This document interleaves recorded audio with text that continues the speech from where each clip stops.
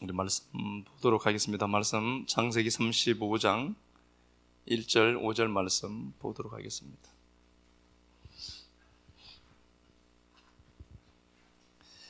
창세기 35장 1절에서 5절 말씀 보도록 하겠습니다.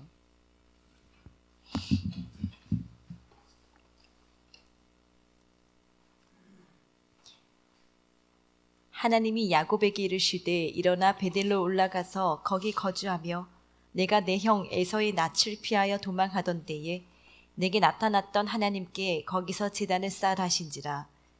야곱이 이에 자기 집안 사람과 자기와 함께한 모든 자에게 이르되 너희 중에 있는 이방 신상들을 버리고 자신을 정결하게 하고 너희들의 의복을 바꾸어 입으라.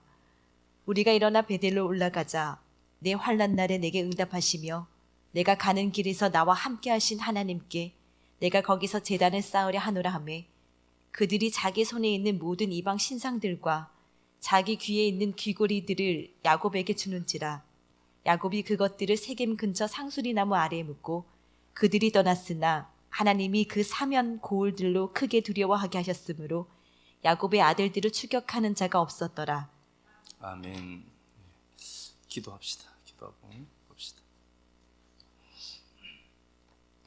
하나님, 내가 지은 포도원을 두고 노래하리라고 하신 아버지, 본디 들포도 밖에 맺지 못하고 악취나는 우리 울타리를 걷어서 극상품 포도 만들어내기로 작정하신 은혜에 감사합니다. 내가 규정해둔 틀, 내가 쌓아 올린 자 다 헐어버려서 더 넓은 세계를 볼 수 있는 눈 열어주시고 확장된 울타리 안에 더 풍성하게 임재하실 하나님을 믿음으로 고백합니다. 지금 출산하지 못하고 해산하지 못하고 홀로 된 여인처럼 있다 해도 중풍병자의 위치에서 8년이나 찬양했던 애니아에게 찾아와 주신 하나님이 살아계시고 신실하신 내 하나님이라는 사실이 소망의 근거가 됩니다. 성경의 말씀이 참이라 믿고 이 말씀을 사실이라 확정하신 하나님이 계시니 이 말씀 끌어안고 걸어갈 때 지치지 않게끔 붙들어 주실 하나님 만나게 하시고 언젠가 회복의 자리에 섰을 때 세상을 향해 내가 만난 하나님 마음껏 노래하도록 축복하여 주옵소서. 그리스도 되신 예수님 이름으로 기도드립니다. 아멘. 예, 오늘 본문 말씀 다시 베델로라는 말씀의 제목으로 하나님 말씀 나누도록 하겠습니다. 야곱의 삶을 이제 우리가 놓고 보면은 그는 늘 이제 도망하던 인생입니다. 도망하는 자인데 야곱이 아시듯이 형 에서 때문에 이제 도망을 해요. 도망을 하는데 그가 이제 도망을 하면서 내일이 없죠. 내일이 없고 기가 막힌 상황을 만났는데 창세기 28장에서 그의 이제 경로를 추적하고 있어요. 한 곳에 이르렀는데 해가 졌다 이렇게 됐습니다. 이제 밤이 된 겁니다. 그의 인생이 밤입니다. 처절한 밤처럼 보여요. 아무것도 없고 드디어 찾을 만한 것도 없는 그런 기가 막힌 인생, 밤이 된 인생을 만납니다. 그런데 그 밤이 된 그 인생이 하나님을 만나는 놀라운 은혜를 발견합니다. 그래서 이 밤이라고 하는 게 제가 그랬죠. 밤과 낮은 하나입니다. 우리가 이원화된 세계를 살기 때문에 밤은 나쁜 것이고 낮은 좋은 것이고 빛은 좋은 것이고 어둠은 나쁜 걸로 이렇게 이야기하는데 시편 139편에도 낮과 밤은 일반이다, 하나다, 에하드거든요. 하나다 하는 소리입니다. 그래서 그 절대 세계에서 보면은 상대 세계가 상대로 나오는 가장 큰 이유는 절대 세계를 설명하기 위해 둘로 나오는 겁니다. 그래서 남자, 여자, 하늘, 땅 항상 두 구조로 나오죠. 근데 둘이 하나인 것이 퉁쳐지면은 요게 가장 밝은 빛입니다. 그래서 밝을 명자에도 날, 해, 월, 해 일자와 날 일자와 달, 월을 함께 쓰죠. 그래서 이게 낮과 밤이 하나로 된 가장 밝은 빛을 명이라고 하죠. 철학에서도 그렇게 얘기를 하는데요. 해가 진 인생입니다. 앞을 볼 수가 없어요. 그런데 이 장소가 루스로 되어 있습니다. 이게 루즈인데요. 이게 왜곡하다 그리고 굴복하다 라는 단어예요. 해가 진 그 장소가 바로 루스라는 단어입니다. 이 루스에 도착했는데 루스라는 단어가 길을 잃다, 왜곡하다 많은 뜻을 갖고 있어요. 굴복하다 그런 단어입니다. 그런데 이곳에 왔는데 그가 이곳을 베델로 바꿔냅니다. 하나님의 집이다 이렇게 되어 있죠. 아무것도 없어요. 하나님이 여기서 하시고 싶은 말씀이 있습니다. 야곱아, 네가 평생 도망 다니는 인생이 될 수도 있는데 도망 다니다가 네가 힘들 때는 꼭 오늘 기억해야 된다. 메시지를 담아두는 거예요. 네가 도망가는데 해가 졌지. 그런데 그 루스라는 단어가 왜곡하다, 굴복하다는 단어입니다. 그러니까 굴복하고 실패한 인생이에요. 너 실패한 인생이지. 그런데 네가 꼭 기억해야 될 것이 있다. 그때 네가 돌아올 수 있는 공간이 하나 있다는 걸 기억해라. 그게 뭐예요? 베델입니다. 네가 실패하고 넘어질 수 있어, 인생을 살다 보면은. 그런데 네가 실패한 그 자리에 넘어져 있지만 말고 그 루스를 하나님 베델로 바꾸네요. 늘 내 인생이 실패가 반복되는 것처럼 보이고 안 되는 것처럼 보이고 계속 굴복된, 뭔가에게 저항도 하지 못하고 굴복된 인생처럼 보여요. 그런데 그게 아니야. 그럴 때에 네가 돌아올 곳이 딱 하나가 있다. 그것이 어디예요? 베델입니다. 베델, 하나님의 베이트 엘이죠. 하나님의 집이죠. 하나님의 집으로 돌아와라. 이 베델은 하늘과 땅이 맞닿은 곳입니다. 하늘과 땅이 맞닿은 곳입니다. 그러니까 그 하늘 사닥다리가 하늘이 땅으로 진입해서 내려오는 거죠. 그래서 천국은 침노하는 자의 것이라는 단어가, 그게 우리가 침노한다는 개념이 아니라 하늘이 땅으로 침노해 왔다는 소리예요. 이거 잘못하면 우리가 하나님 앞에 더 열심을 갖고 천국을 침노하자, 그게 아니라 하나님이 그 하나님의 열심으로, 이사야 9장 6절에 있는 하나님의 열심으로 우리에게 어떻게 하죠? 침입해 들어온 거예요. 하늘나라가 우리에게 강제로 문을 열고 진입해 들어왔다는 소리예요. 이 장소가 베델입니다. 그런데 이 루스라고 하는 이게요. 자, 우리 여호수아 16장 2절 갔다가 사사기 또 한번 가서 보겠습니다. 사사기 1장 한번 가볼게요. 여호수아 16장 2절 한번 가서 보겠습니다. 여호수아 16장 2절. 베델에서부터 루스로 나아가 아렉 족속의 경계를 지나 베델에서부터 루스로 나아갔다 이렇게 되어 있죠. 그 원어에는 그렇게 되어 있지 않아요. 그 베델과 루스가 같은 곳이에요. 그런데 베델과 루스가 같이 불려주고 있다라는 소리예요. 자, 다시 보겠습니다. 지금 이 야곱이 도망을 하면서요, 루스라고 하는 곳에 도착을 했습니다. 루스라고 하는 그곳에 해가 졌다 이렇게 되어 있죠. 루스라고 하는 곳이 굴복되는 인생이에요. 이게 참 비참한 인생입니다. 그 인생이 밤을 만난 인생이다. 그런데 네가 이렇게만 살지 않을 거라는 소리죠. 그 루스라는 곳을 베델로 만들어둬요. 그런데 이스라엘 백성들이 출애굽해서 여호수아를 통하여서 가나안 땅에 입성을 한단 말입니다.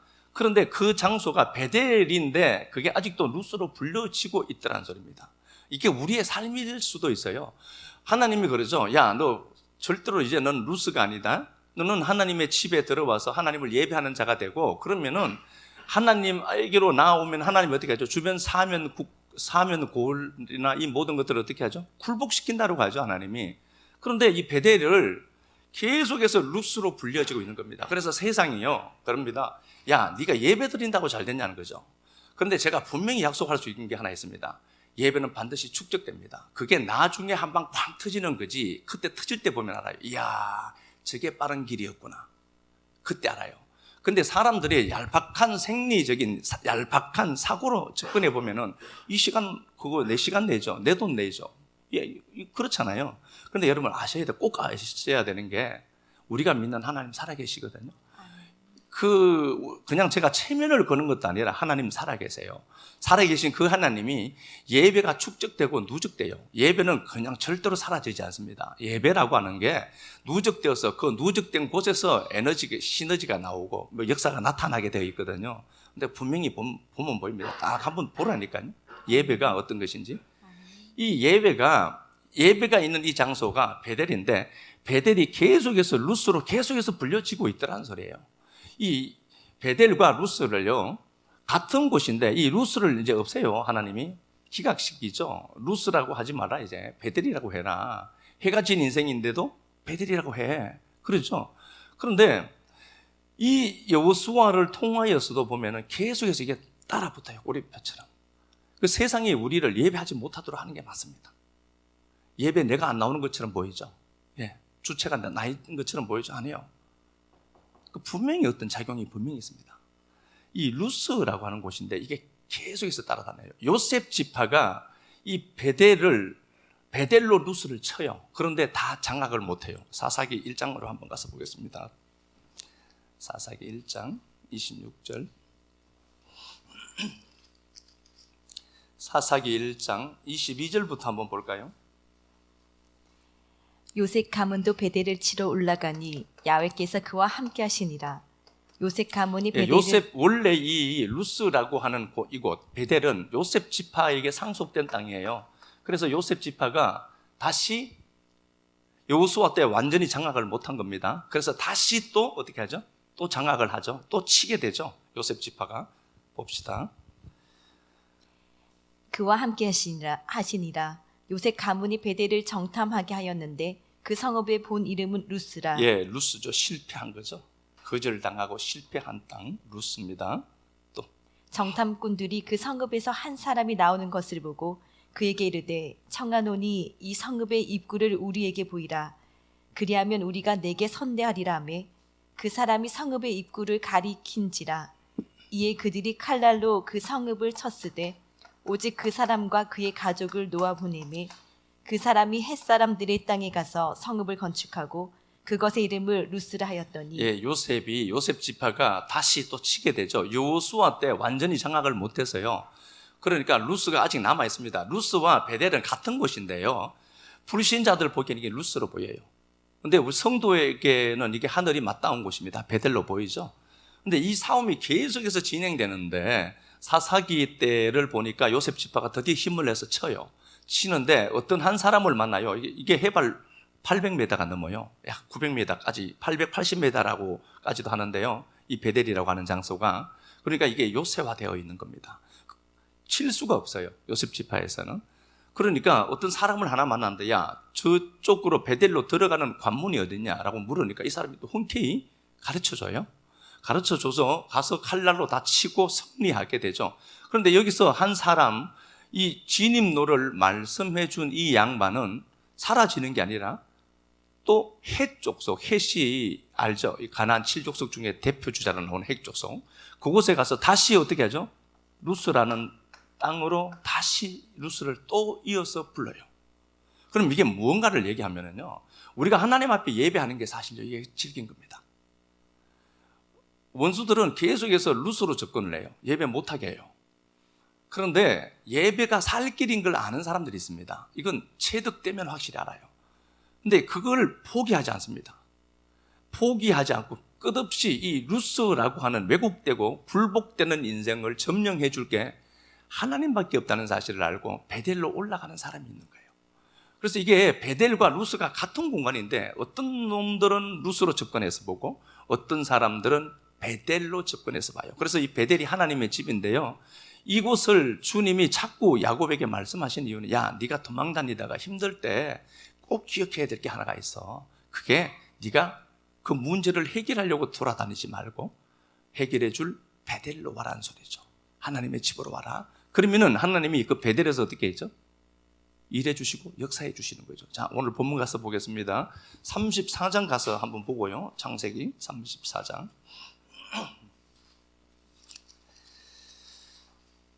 창세기 34장에 보면은 그 딸 디나가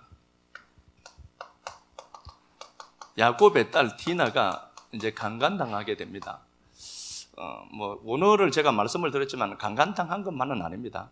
함께 누웠습니다. 그러니까 이 디나에게는 세상을 동경하는 동경심이 굉장히 컸던 거예요. 딸 디나가 일방적으로 당한 게 아니라고 했습니다. 원어는 그렇게 되어 있지 않아요. 그러니까 딸 디나가 세겜 땅에 가보니까 너무 문명 사회예요. 너무 좋은 거예요. 거기다가 추장 아들이 자기를 좋아하거든요. 그 땅의 추장.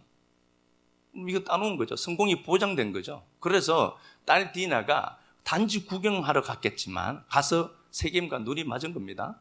그래서 세겜과 함께 같이 누웠다로 되어 있습니다. 샤카브라고 해서요. 일방적으로 그런 건 아니라니까요. 그러니까 딸 디나 의식 속에는 뭐가 있느냐 보면은요. 세상에서 성공하고 싶은 거예요. 여러분 이게 절대로 우리의 목적이 되면 안 됩니다. 하나님의 영광을 위한 성공이에요. 예, 그게 될 때 하나님이 거기에 더하는 역사가 있지. 어쨌든 이 딸 디나 때문에 야곱 가족은 고통을 당하게 됩니다. 그리고 살인자가 되죠. 그죠? 형 오빠들이 뭐 이 성에다가 보복을 하게 되고 살인하게 되고 그렇게 되었습니다. 그리고 이제 야곱이 도망해야 되겠죠. 도망하는 그 상황 속에 있는데요. 34장에 그렇게 되어 있습니다. 30절부터 한번 볼게요. 34장 30절. 야곱이 시므온과 레위에게 이르되 너희가 내게 화를 끼쳐 나로 하여금 이 땅의 주민 곧 가나안 족속과 브리스 족속에게 악취를 내게 하였도다. 나는 수가 적은즉 그들이 모여 나를 치고 나를 죽이리니 그러면 나와 네 집이 멸망하리라. 예, 도망합니다. 문제가 하나 또 생겼습니다. 삶을 살다 보면은요 문제가 생길 수가 있죠. 문제가 자이든 타이든은 문제가 생깁니다. 나만 잘한다고 사실 되는 게 아니에요. 그래 내가 잘하면 되지. 아니요, 내 주위가 다 잘해야 돼요. 그렇죠? 내 주위가 잘해야 돼요. 나만 잘한다고 그렇지 않다니까요. 나만 잘해서는 안 돼요. 물장에 가다가 교통사고 나가 죽을 수도 있고요. 이건 모릅니다. 사람 일은 몰라요. 나만 잘해서 된 게 아니라 내 주위가 잘 돼야 돼. 그래서 우리가 남을 왜 자꾸 복을 빌어주는 겁니다. 그 사람이 잘 돼야 나한테 돈 꾸러다 나요. 그러니까 잘 되게 복을 빌어줘야 돼요. 그것도 내게 또 오니까. 어쨌든 봐요. 이런 기가 막힌 상황을 만나서 야곱이 도망을 하게 됩니다. 냄새나다, 이게 바앗이라고 했죠. 요 바앗이라고 했는데 요 배우심이, 요게 배우심이죠. 요게 들포도라고 했습니다. 들포도. 이사야, 방금 기도한 것처럼 이사야 5장에 좋은 포도원이 있어요. 이게 우리예요. 그리고 하나님이 그 좋은 포도원인 우리를 보고 노래까지 해요. 시로 춤추며 찬양하고 기뻐 뛰다는 소리예요. 그러니까 하나님이 이 권능이를 보고 춤추면서 기뻐 뛰는 거예요. 노래 대상이 내가 돼요.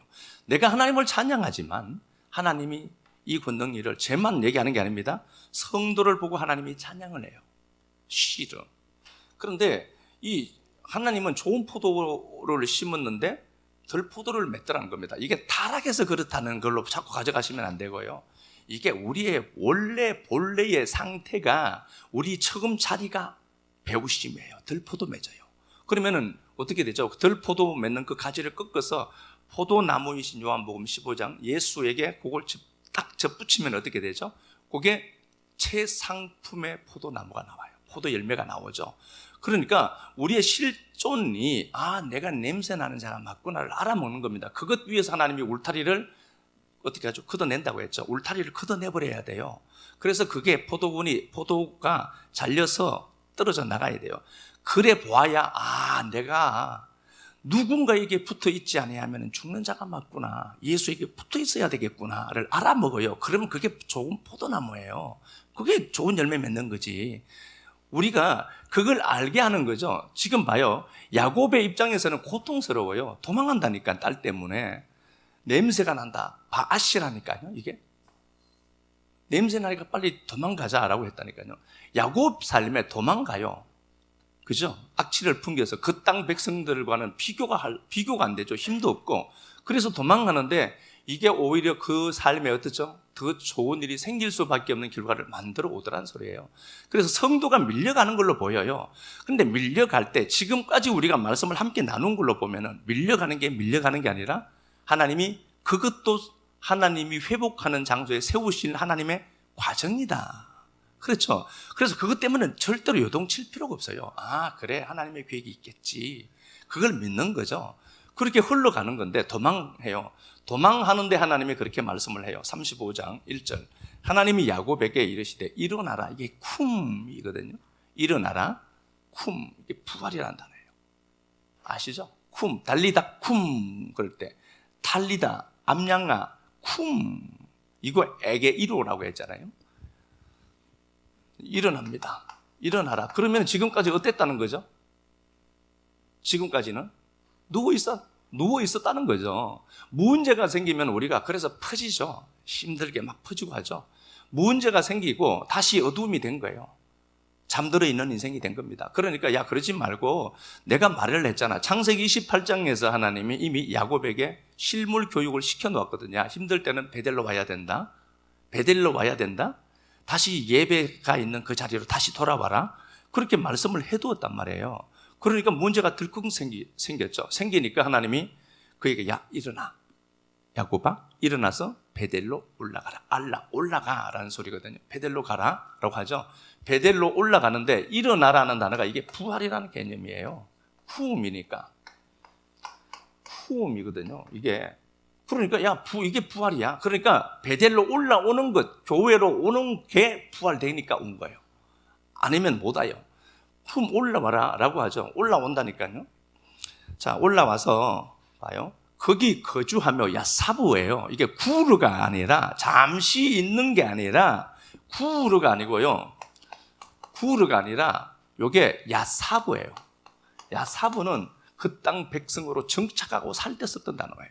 그러면은 네가 살아야 될 곳이 어디냐? 네가 살아야 될 곳은 베델이다. 베델이 거기가 네가 사는 곳이야. 이렇게 얘기를 하죠. 그곳에 올라가서 그곳에 거해라 이렇게 되어 있습니다. 그곳에 딱 오죠. 베델로 옵니다. 보여지는 것 없어요. 지금 도망 다니고 있거든요.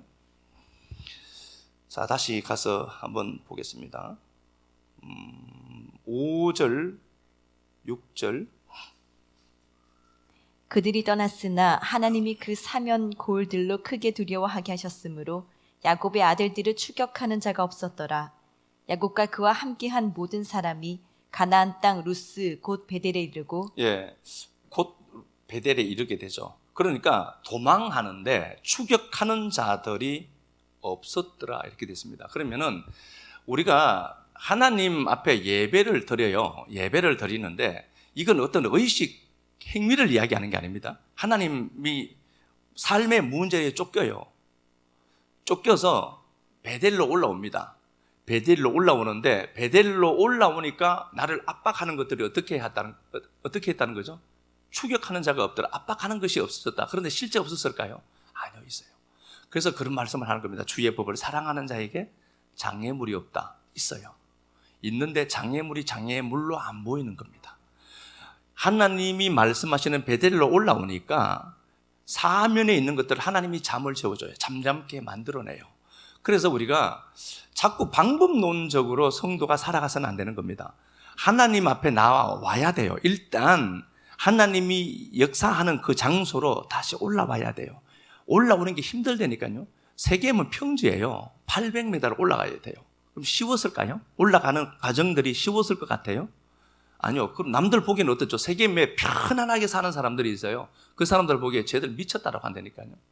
올라오는 시간이 만만치 않아요. 그래서 올라오는 과정들이 880m를 올라간다라고 봐요. 포항의 그 비약산이 800고지가 안 돼요. 700몇 고지 그러더라고요. 그걸 올라가서 예배 드려라. 우리 교회 하나도 안 할 거예요. 장로님은 총대매고 오겠지만 800m 올라와서 거기 교회가 있다. 오겠어요? 그래서 근데 이 과정도 만만치 않습니다. 그래서 우리가 하나님 앞에 예배를 선택하는 거거든요. 13절 한번 볼게요. 그 베델을 어떻게 말씀하시는가 보니까 하나님이 그와 말씀하시던 곳. 14절 야곱이 하나님이 자기와 말씀하시던 곳. 15절 하나님이 자기와 말씀하시던 곳. 베델은 뭐예요? 말씀이 있는 곳입니다. 예배는 세상 교훈은 몇 자락 주고 가는 게 아니고요. 말씀이 논해져야 예배입니다. 그래서 신령과 진정으로 예배 드린다라고 하는데 신령이 신령하다 그런 게 아니라고 했죠. 그거요. 영입니다. 영과 진리 알레테이아 그 진리로 예배하는 거예요. 그걸 예배라고 하는 겁니다. 부닥거리 하는 게 아니고요. 이 말씀이 있는 이곳에 오는 거예요. 베델로 올라오는 거죠. 그래서 다시 우리가 삶을 재정비해야 된다. 시작 단초가 뭐냐? 베델로 올라오는 겁니다. 다시 느슨해진 신앙 끌어안고 다시 베델로 여러분도 올라오셔야 돼요. 베델로. 그러니까 이 자리가 바로 베델이죠. 베델로 올라온 겁니다. 교회가 베델이라는 게 아니라니까 우리 모두가 다 베델이에요. 그러나 하나님의 말씀이 들리는 그 장소로 다시 헤집고 올라오는 겁니다. 800m 헤집고 올라와야 돼요. 문제가 생기면 생길수록 그래서 우리가 하나님께로 자꾸 올라가야 되지 평지 거기에 앉아서 걱정한다고 되는 게 아니라니까요. 아니죠. 시편 31편 한번 가서 보겠습니다. 시편 31편 9절 10절 한번 가서 볼게요.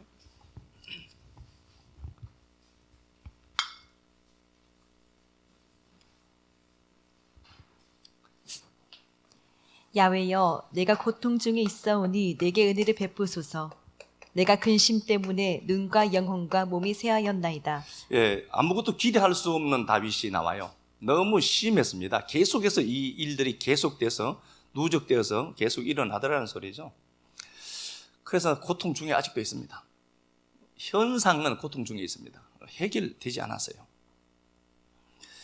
내가 고통 중에 있으니까, 그리고 얼마나 문제 때문에 근심을 했는지 눈과 영혼과 혼입니다. 눈과 혼과 몸이 새하였다. 살기 싫다는 소리예요. 너무 문제가 계속해서 누적되다 보니까 살기가 싫다는 겁니다. 그러니까 그 감정이 딱 생기니까 어떤 일이 생기냐 보니까 10절에 자기 인생 전체가 슬퍼 보여요. 좋은 일도 많았는데요, 부정적인 감정에 완전히 내가 장악되면은 인생 전체가 허무해져요. 내 일생을 슬픔으로 보내며 나의 연수를 탄식으로 보내며 인생이 너무 기가 찬 거죠. 그래서 이게 우리가 무언가를 선택하고 판단할 때는요, 부정적인 감정이 미칠 때는 절대로 선택하거나 판단하면 안 돼요. 좋은 감정들로 충만해졌을 때 선택하는 게 그게 가장 바른 선택입니다. 내 일생을 슬픔으로 보낸다. 그러니까 너무 고통과 근심이 크니까 자기 인생 전체가 허무해 보이는 겁니다. 아닌데 기쁜 것도 많은데 그렇게 이게 극대화돼 보이죠. 그리고 11절에 모든 대적들 때문에 욕을 당하고, 이게 사울을 피해 도망 다닐 때 지은 시예요. 이게 시편 31편이 욕을 당하고 이웃에게 욕당하고 내 친구가 놀라고 길에서 보는 자가 나를 피하더라. 완전히 벌레 씹더라는 소리죠. 벌레 쳐다보시 보더라는 소리겠죠. 실제로 이게 다 그랬을까요, 다윗이? 아니요, 다윗에게 지금 600명이라는 사람이 있습니다. 자기 동력자들이 있어요. 있는데도 그게 안 보여요. 사람이라고 하는 게요, 어느 한 틀에 갇히면 다른 틀이 절대로 안 보여요. 이게 참 신기하죠. 그리고 12절에 자기가 완전히 부정당합니다. 내가 잊어버린 바 되고 깨진 그릇 같다. 뭐 잘 알죠. 잊혀진 존재가 되는 겁니다. 회복이 안 되겠다는 소리예요, 자기가 아무리 봐도. 그리고 13절에 무리의 비방이 들려요. 온갖 사방에, 사비브라는 단어인데요, 이게 에워사다는 단어예요. 사비브라는 단어인데 이게 사방이라는 단어잖아요. 에워사이라는 겁니다. 완전히 포위된 거예요, 자기가. 탈출구가 없는 겁니다. 그런데 그가 어떻게 하는가 보니까 19절에 주를 두려워하는 자를 위해 사아두신, 숨겨뒀다는 거예요. 숨겨둔 게 보여요. 현상은 어떻죠? 지금 죽을 맛이에요. 계속해서 누적되는 거예요. 그 일상이에요. 누적되는 겁니다. 그런데 쌓아두신 은혜가 있다는 겁니다. 차판인데 숨겨두다는 소리예요. 그런데 영의 눈으로 보니까 이 상황 너머에 자기는 뭐예요? 왕이라니까요. 지금 왕이 되는 가운데 있어요. 그리고 31편 서고 얼마 안 있다가 사울이 자살하거든요. 사울이 얼마 있지 않아서 자살을 해요. 31편은 굉장히 중요한 거라니까요. 다윗 살면, 다윗은 계속해서 그날이에요. 15세에 기름 부음 받고 30세에 왕이 되거든요. 15년의 마지막 시점이에요, 이게. 그러면은 늘 같아요. 늘 힘들어요, 내 인생이. 그리고 내 인생 전체가 막 부정되는 것 같아요. 너무 힘이 드니까. 그런데 눈이 열리니까 하나가 보이더라는 겁니다. 하나님이 은밀하게 숨겨둔 내 인생에 유입되어야 될 것들을 보게 하시더라 소리예요. 숨겨두신 은혜가 있더라. 이거 차판이거든요. 그런데 어떻게 하는가 보니까 그것 때문에 죽게 잡아요. 주를 두려워하는 자를 위해 쌓아두신 은혜, 곧 죽게 피하는 자. 그 은혜는, 숨겨두신 그 은혜는 누구에게 유입되는가 보니까 죽게 피하는 자, 죽게 도망하는 자라는 소리예요. 주님께 도망하는 겁니다. 어디로 도망했을까요? 물론 광야니까 도망했겠죠. 도망했는데 죽게 장소가 중요한 게 아니라 의식의 중요성이에요. 어디로 도망하죠? 죽게로 도망하겠다는 소리죠. 21절, 야훼를 찬송할지어다. 견고한 성에서 그의 놀라운 사랑을 보였도다. 그의 놀라운 사랑을 보였도다. 죽게 도망하는 것을 견고한 성에 도망하는 걸로 봐요. 그러니까 견고한 성은 곧 다시 말하면은 물리적으로 견고한 성이 있었다, 이게 아니라니까요. 주님께 내가 도망해요. 주님이 말씀하시는 그 자리로 내가 도망한단 말입니다. 도망하니까 그게 바로 견고한 성인 것을 알아먹어요. 견고한 성에 갔는데 그곳에서 주의 놀라운 사랑을 보이더라. 이게 팔라예요. 팔라, 이게 기이하다, 경이롭다는 단어입니다. 눈이 완전히 열려서 다른 세계를 목도하게 돼요. 말씀이 주는 힘이 그렇죠. 아무것도 없어요. 그런데 말씀 들으면 소망이 생겨요. 이유는 뭐죠? 주의 놀라운 은혜를 내가 발견하는 겁니다. 이게 팔라, 알레프네, 팔라라는 단어예요.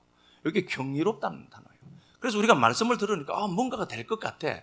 항상 되는 것은 내 안에서부터 먼저 시작돼요. 내 마음에서 먼저. 그 나발도 죽을 때 마음이 먼저 죽죠. 사형 선고 받고 열흘 후에 몸이 죽어요. 그럼 몸이 죽기 전에 마음이 먼저 낙담이 와요. 그래서 내가 마음이 낙심되어 있고 낙담되어 있다라고 하면 그 마음을 빨리 소생시켜야 되죠. 뭘로요? 하나님의 말씀으로 유입해서 그거 자꾸 들어야 돼요. 말씀을 듣고. 그렇게 해서 들어오게 되죠.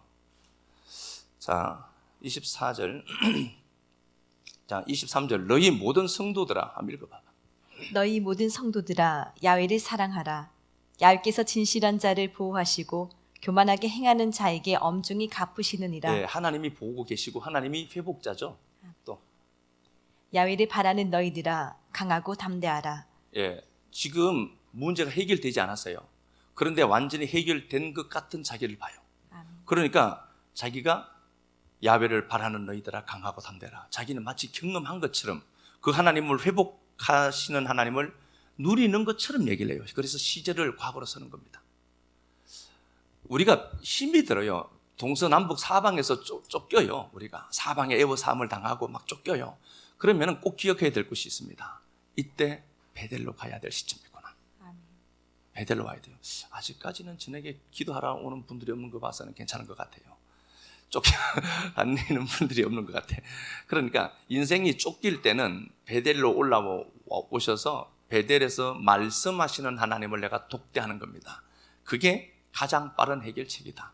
예, 시편 50편 한번 가서 볼까요?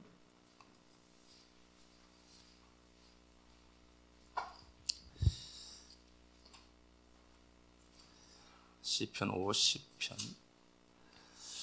아삽의 시입니다. 전능하신 하나님이 나오죠. 전능하시다. 이 사다드라는 단어는 가슴, 젖가슴을 얘기하는 거죠. 그러니까 양육하셔서 하겠다는 소리예요.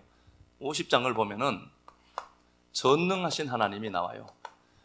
능치 못함이 없는 하나님이죠. 그런데 이게 사다이라는 단어죠. 사다드. 그러니까 하나님이 양육시키겠다는 소리예요. 하나님이 양육시켜서 그렇게 하시겠다는 겁니다. 야훼 하나님께서 말씀하사 해 돋는 데부터 해 지는 데까지 세상을 불렀다. 이게 카라예요. 세상을 불렀다. 카라입니다. 해 뜨는 데부터 해 지는 데까지. 그러니까 이게 역사 피조 세계 전체를 얘기해요. 피조 세계 전체를 소집했다는 소리입니다. 단지 불렀다는 소리가 아니라 이 카라는요, 부르는데 왜 부르죠? 소집한 거예요. 당신이 명령을 주어서 군대 들어와 라고 해서 소집했을 때 쓰는 겁니다. 여기 카라입니다. 그러면은 피조 세계 전체는 하나님의 명령에 어떻게 되어 있죠? 소집되어 있어요. 하나님의 명령을 들어야 돼요. 피조 세계 모든 것들은요, 하나님의 말씀을 들어야 됩니다. 그래서 시편 19편에는 주의 말씀이 들리는데 이 피조 세계가 지금 다 듣고 있다고 되어 있죠. 들리는 소리가 없대요. 소리는 없는데 분명히 들리는 소리가 있대요. 그래서 온 피조 세계 모든 것은 하나님을 찬양하고 있는 게 맞습니다. 실제로 맞아요. 얘들도 얘기 한번 해보셔야 돼요. 시편 50편을 보면은 해 돋는 데부터 해 지는 데까지 피조 세계가 전체가 하나님이 소집해 둔 상태다. 2절, 온전히 아름다운 시온에서 하나님이 빛을 비추시다. 자, 온 피조 세계가 소집되어 있습니다. 하나님의 부름에 지금 소집되어 있습니다. 그 한가운데 뭔가 보니까 시온이 있습니다. 시온이죠. 이게 언약의 기둥이라고 했습니다. 이게 시온에 예루살렘이 있죠. 성전이 있어요. 하나님의 말씀이 논해지는 그 성전 시온. 온전히 아름다운 시온에서 하나님이 빛을 비추신다. 자, 그러면은 지금 피조 세계는 하나님 앞에 지금 딱 준비하고 있죠. 소집되어 있습니다. 근데 하나님이 시온에서 빛을 비춰요. 시온에서 빛을 비춥니다. 그러면은 하나님의 그 시온에서 비추는 그 빛이 어떻게 되느냐 보니까 확대되고 확장돼서 온 땅을 덮게 되죠. 다시 보겠습니다. 2절, 온전히 아름다운 시온에서 하나님이 빛을 비추시도다. 그러니까 하나님의 임재가 나타나지는 곳이 시온이라는 소리죠. 3절 우리 하나님이 오사 잠잠치 아니하시고 그 앞에는 삼키는 불이 있고 그 사방에는 광풍이 불리로다 이렇게 되어 있습니다. 자, 다시 보면은요, 광풍이 분다라고 했는데 메오드, 아사르, 샤아르, 이게 광풍이 분다라고 되어 있는데 이게 전율이라는 두려움입니다. 공포, 두려움, 메오드, 크다, 확대되다, 확장되다, 가득하다. 그러니까 두려움이 가득하다는 소리예요. 다시 보겠습니다. 지금 온 피조 세계는 하나님의 말씀을 들어요. 우리가 볼 수 없는 영역이에요. 지금 모든 것들이 하나님 앞에 소집되어 있습니다. 소집되어 있는데 그 중심축이 누구냐? 성도죠. 시온입니다. 하나님의 말씀이 시온의 성도에게 내려와요. 그러면 그 말씀이 빛으로 나타나죠.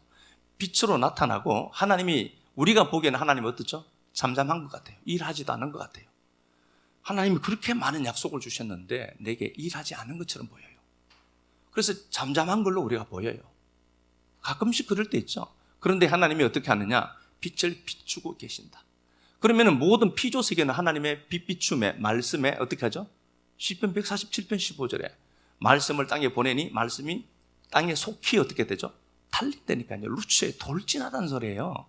그러면은 모든 피조 세계는 하나님 앞에 명령을 하달받으려고 준비된 상태고 그 명령이 어떻게 하달되는가를 보니까 하나님이 말씀하시는 그 장소에서 빛을 비춰내신다는 소리잖아요. 말씀 준다는 소리 아니에요, 한마디로. 그러면 성도에게 말씀이 들어가죠. 그런데 실제로 우리가 이 말씀을 듣는다라고 해서 뭔가가 곧바로 나타나느냐? 그렇지 않더라는 거예요. 그래서 우리가 잠잠해 보여요. 하나님이 우리를 위해서 일하지 않는 것처럼 보이고 잠잠해 보이는데 하나님의 빛은 지금 어떻게 해야 되죠? 불로 역사를 하고 불은 심판하는 거잖아요. 광풍이 불린다 그게 아니라 그 하나님의 말씀이 성도를 통해서 흘러나가니까 하나님이 우리를 통하여서 야곱에게 사면에서 추격하는 자가 없이 그렇게 만드셨던 것처럼 우리 삶에도 은혜를 베풀어 주셔서 우리를 추격하는 자들이 두려움을 느끼도록 하겠다는 소리예요. 그걸 내가 하고 있다니까요, 하나님이. 근데 우리가 보기에는 안 보여요. 그러니까 하나님 믿어도 별것도 없고 그렇다니까요. 그런데 이게 계속해서 누적되죠. 누적되면 나중에 보여요. 그러니까 어떤 사람은 그러면은 그거는 쉽게 가요. 그냥 그때는 막 가요. 누군가가 푸시하는 게 확실히 보여지거든요. 그냥 막 가요. 그때 자기 얄팍한 힘 믿고 살았던 사람은 자기 힘으로 져가야 돼, 노를. 그러니까 얼마나 힘들어요. 지금 좀 해발 800m 고지를 지금 올라가는 게 싫지. 그런데 여러분, 이게 내 인생의 가장 중요한 중심축이다라고 믿으면 올라가야 돼. 그리 올라가야 하나님이 거기에서 베델에서 말씀하시잖아요. 그러면 빛이 비춰지고요. 온 우주가 이 모든 피조 세계가 그 말씀을 들어요. 집중해서 듣는다니까요. 그래서 그 사람들이 일해줘요. 성도가 해봐야 얼마나 하겠습니까? 성도를 그래서 5절에 이렇게 얘기하는 겁니다. 이르시되 나의 성도들을 내 앞에 모으라. 내 앞에 하나님 앞이죠. 앞입니다. 하나님이 보여지는 거죠. 그들은 제사로 나와 언약한 이들이다. 우리가 하나님과 언약을 나누는 자들이죠. 그러니까 하나님 앞에 자꾸 오라는 소리 아닙니까? 계속해서 이사야 49장 한 번 더 볼까요? 이사야 49장.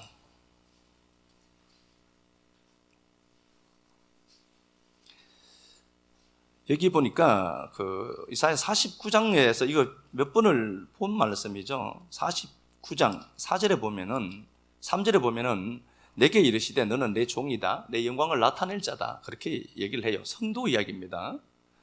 그런데 4절에 보니까 그러나 나는 말하기를 내가 헛되이 수고하고 무익하게 공연히 내 힘을 다했다. 하나님이 일하지 않는 걸로 보이는 거예요. 회복의 약속을 주셨어요. 49장에서 야, 네가 이 방에 빛이 될 거야 라고 얘기했단 말이에요. 너를 통해서 빛이 흘러나갈 거야. 온 우주는 지금 내 앞에서 소집되어 있고 내가 너를 통하여서 너에게 말씀을 주어서 빛이 흘러나갈 거야, 너를 통해서. 그래서 네가 이 방에 빛이 된다 라고 얘기했는데 아무것도 없어요. 그러니까 성도가 하는 소리가 이게 뭐냐는 거예요. 뻥치는 거냐는 거죠. 하나님 무슨 소리 하냐고. 그러니까 내가 지금까지 한 게 전부 헛된 일들이더라. 뭐 말도 안 되는 소리를 내가 좀 목사한테 당했다는 거죠. 그냥. 그렇게 얘기할 수밖에 없죠 또. 그러나 나는 말하기를 내가 헛되이 수고했고 무익하다. 가치가 없어 보이기도 하고요. 자, 그랬는데 18절 한번 보니까 내 눈을 들어 사방을 봐라. 이 사비버예요. 애워사였다는 겁니다. 자, 내가 서 있는 곳에서 동쪽을 보고 서쪽, 남쪽, 북쪽을 다 보아도 온통 나를 애워사는 문제밖에 없어. 이 문제가 해결이 안 된 거예요. 약속만 있고. 18절 다시 내 눈을 들어 사방을 보라. 그들이 다 모여 내게로 오느니라. 압박하는 자들이 오히려 어떻게 되는 거죠? 내게로 몰려온다는 거예요. 나를 압박하는 그게 오히려 나를 돕도구라는 소리예요. 그들이 다 모여 내게로 오느니라. 나 야훼가 이르노라. 내가 내 삶을 두고 맹세하노니. 하나님 당신 목숨 걸겠다는 소리예요. 야, 내가 이 말을 했는데 이건 내가 지켜낸다. 내가 내 삶 두고 맹세하겠다는 소리예요. 하나님이 그럴 필요가 없어요. 그런데 그만큼 말씀은 확실하다는 소리예요. 그래, 그거 믿고 와야지 네가. 근데 우리가 보기에는 아무것도 없어요. 아무것도 없는 상태거든요. 그런데 하나님의 성도를 통해서 계속해서 빛을 비춰내요. 에스겔 1장 한번 가서 볼까요? 말씀이 들리는 게 얼마나 중요한 것인가. 에스겔 1장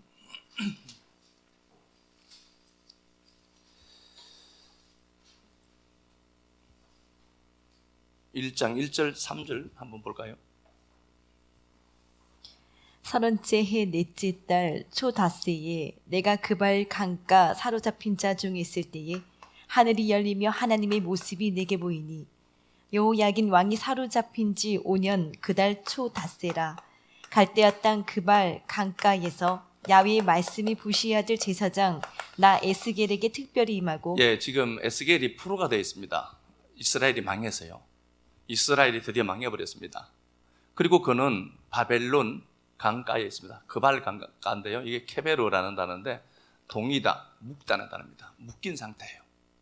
그러니까 그발 강가에 분명히 있지만 지금 에스겔을 통해서 하나님이 말씀하시는 것은 뭐냐? 이스라엘은 전부 포로가 되어서 동여 매여 있다는 겁니다. 결박되어져 있다는 소리예요. 그래서 그걸 에스겔의 그림을 통해서 보여주거든요. 그발 강가에 포로되고 결박된 채로 있는 이스라엘 백성들을 보여주는 겁니다. 그런데 여기 보니까 2절에 여호야긴이 사로잡힌 지 5년이에요. 왕이었거든요. 에스겔이 포로로 잡혔는데 유다의 왕도 잡혀 있어요. 그럼 끝난 거죠. 5년째입니다. 사로잡힌 지 5년. 5년이 지났는데 회복될 기미가 없어요. 왕도 잡혔고 비참한 상황을 만나죠. 그런데 3절에 그발 강가에 있는 에스겔에게, 에스겔은 하나님이 강하다는 단어예요. 하나님이 강하시다는 단어거든요. 에스겔에게 하나님의 말씀이 특별히 임하더라 이렇게 되어 있습니다. 말씀이 임해요. 말씀이 임하는 걸 보고 에스겔에게 특별히 임하고 야훼의 권능이 내 위에 있더라. 존재가 되다. 하야를 2번 썼거든요. 그러니까 하나님의 말씀이 에스겔에게 임한 거예요. 자, 임하니까 다른 세계가 하나 보여요. 하나님의 말씀이 딱 오면은 정상적인 반응은 뭐냐? 말씀 통해서 보면 다른 세계가 보여야 돼요. 그 세계가 보이니까 자, 어떤 일이 생기느냐? 28절 한번 가서 볼까요? 28절. 그 사방 광채의 모양은 비 오는 날 구름에 있는 무지개 같으니 이는 야훼의 영광의 형상의 모양이라. 내가 보고 엎드려 말씀하시는 이의 음성을 들으니라. 예, 엎드렸다는 말씀이 저게 나팔이라는 단어입니다. 이게 사도 바울이 내가 만삭이 되어서 나지 못했다라고 할 때 이게 나팔을 썼거든요. 이게 떨어지다. 무언가에서 매달려 있다가 생명줄에서 툭 떨어져 버린 상태를 얘기해요. 죽었다는 소리예요. 자, 1장 다시 한번 보겠습니다. 1장. 자, 1장 1절에 보니까 하늘이 열려요. 1장 1절에 하늘이 열리고, 그죠? 1장 1절에 하늘이 열려요. 그러면 하늘이 열렸다는 것은 뭔가? 1장 3절에 보니까 갈대아 그발 강가에서 야훼의 말씀이 되어 있죠? 하나님의 말씀이 임해요. 그걸 권능이 임했다 이렇게 얘기하는 겁니다. 그걸 권능이 임한 겁니다. 하나님의 나라 힘이 임한 거죠. 그러니까 그는 28절에 반응을 해요. 엎드리더라. 이렇게 되어 있습니다. 자, 봐요. 하늘이 열렸다. 하늘이 열린 게 뭐 어떻게 여러분들에게 이제 체득되는지 뭐 갑자기 하늘이 확 열리는 거예요? 그게 아니고 하늘이 열렸다는 것은 말씀이 내려왔고 말씀이 들린 겁니다. 그러면 여러분들에게 하나님의 권능이 임했고 그게 역사를 해요. 반드시 해요. 그걸 보고 어떻죠? 이 에스겔은 하나님 앞에 딱 엎드려요. 내가 죽은 자가 맞습니다. 를 딱 엎드려요. 그걸 말씀에 반응하죠. 근데 이게 에스겔이 하는 행동인데 에스겔 옆에 사람들이 있었어요. 그발 강가에는 사람들이 많이 살았단 말이에요. 여기에 피난민들이 많이 정착해 있던 곳이에요. 그발 강가가. 그러면은 다른 사람들을 보기에 에스겔은 정상으로 보였을까요? 미친놈으로 보였겠죠. 에스겔에게만 보였거든. 하나님의 말씀이 여러분 들리죠? 똑같이 들릴 것 아닙니까? 근데 누구는 그 말씀 통해서 보게 돼요. 말씀을 통해서 눈이 열려서 보게 돼요. 그런데 그냥 그발 강가에 사람들이 여기 많이 살고 있어요. 이 사람들 보기에는 어떻게 보일까요? 저 혼자 미친놈 쇼한다라고 본다니까요. 혼자 일어났다가 아멘 했다가 엎드렸다가 그러니까 미친놈처럼 보여요. 예, 적당히 비춰 사는 것도 괜찮아요. 말씀에. 하나님의 말씀에 반응하는 자가 나와요. 여러분 말씀에 반응하는 그게 내 인생을 새롭게 한다면 그까지 반응은 이것보다 더 오버액션도 할 수 있겠다. 말씀이 임하면 말씀 통해서 봐야 돼요. 오늘 말씀 듣고 가시면서 그냥 가면 안 되고요. 말씀 통해서 내 내일을 보라니까요. 말씀이 사실이라고 했잖아요. 믿음은 선진들을 통해서 입증된 거라고 제가 말씀을 드렸어요. 히브리서 11장에. 그러면 그 말씀이 그들에게는 임했는데 왜 우리에게는 임하지 않겠냐고요. 그 말씀이 주는 혜택이 우리에게 분명히 있다니까. 그러니까 우리가 오늘 이 자리로 피난해 온 거예요. 하나님의 베델로. 말씀 듣고 올라가면은 나를 애워싼 그것들이 오히려 내게 굴복하도록 하나님 만든다니까요. 그러니까 주변 사면에서 나를 괴롭히는 것들이 있죠. 그게 오히려 나를 하나님께로 베델로 올려내는 하나님의 은혜라는 사실을 기억해야 돼요. 요거 하나만 볼게요. 에스겔 37장. 시간 빨리 가니까. 에스겔 37장 한번 가서 보겠습니다. 요것만 보고 마치겠습니다. 에스겔 37장에 보니까 죽은 자들의 그 마른 뼈가 살아나는 상황이 나와요. 1절 보니까 그렇게 되어 있죠. 골짜기에 있어요. 골짜기에 이스라엘 백성들이 지금 포로 중에 있어요. 바벨론 포로 가운데 있습니다. 이 상태를 하나님이 어떻게 보는가 보니까 골짜기 가운데에 죽은 뼈로 봐요.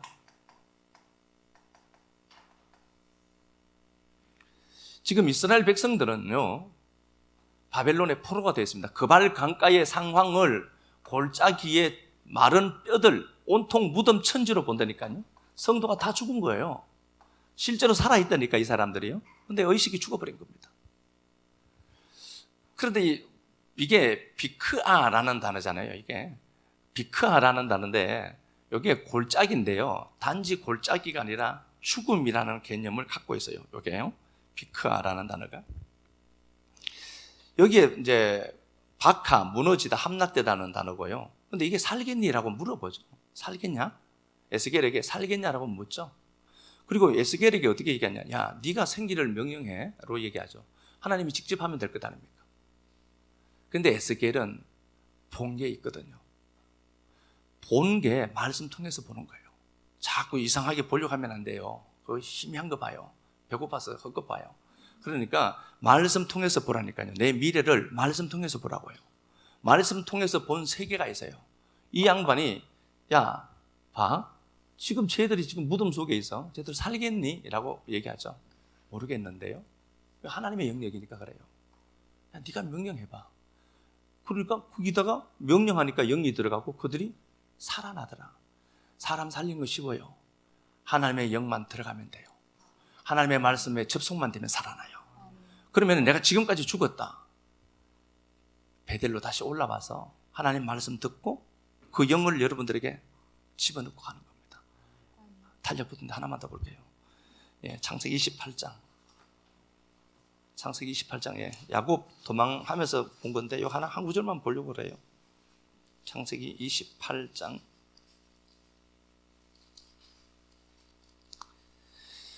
창세기 28장 17절.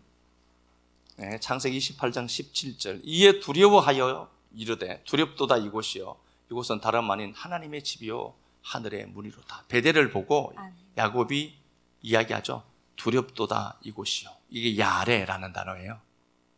두렵다는 단어가 아니라 공경하다, 경이로움 앞에 어찌할 바를 몰라 하는 상태, 위험에 노출된 상태를 얘기해요. 베델이 이렇게 위험 있는 장소였구나.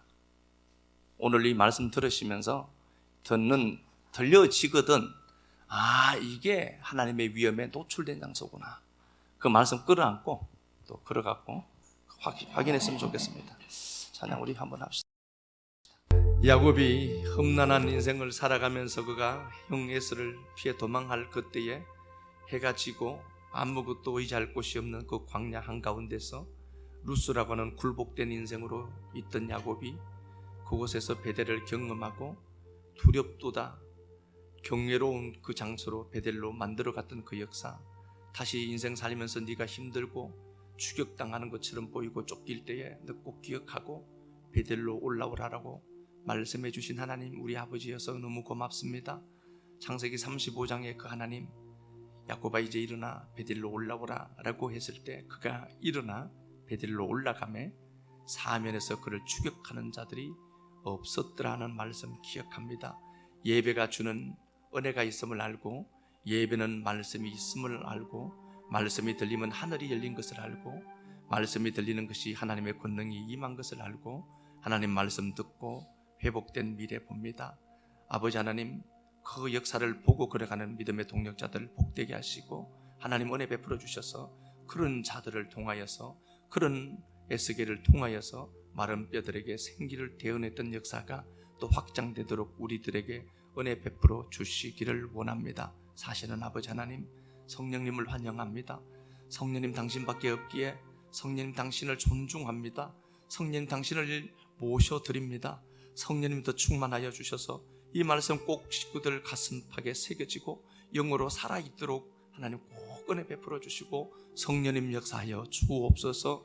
모든 피조 세계를 소집해 두고 계신 하나님이 이제 우리에게 말씀 주셔서 빛을 비춰내심으로 우리의 명령을 따라 움직여 가는 피조 세계가 되게 하셨으니 하나님 이 피조 세계가 굴복하는 것 또한 보도록 우리 식구들을 복되게만 하옵소서. 주님 앞에 드린 시간들, 물질들, 헌신들 꼭 기억하시고 갚으시고 채우시고 회복시키는 하나님, 풍성하신 꼭